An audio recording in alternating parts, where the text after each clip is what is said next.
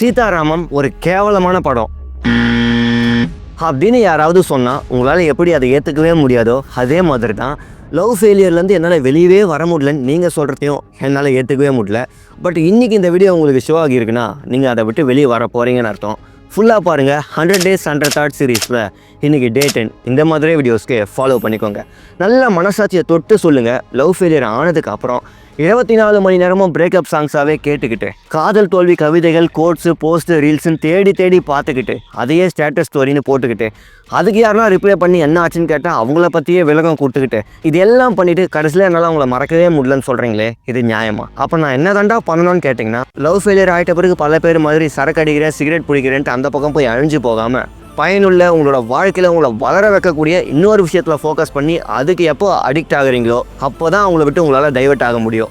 ஏன்னா நந்தினி கூட பிரேக்கப் ஆகும்போது குடிக்கிறதுக்கு பாருக்கு போகாமல் ஆதித்ய கரிகாலன் அன்றைக்கே போருக்கு போனதுனால தான் இன்றைக்கும் அவருக்கு இவ்வளோ பெரிய பேரும் புகழும்.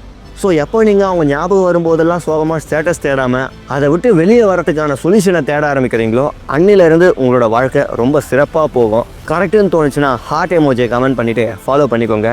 நாளைக்கு டே 11 5:55க்கு மீண்டும் சந்திப்போம்.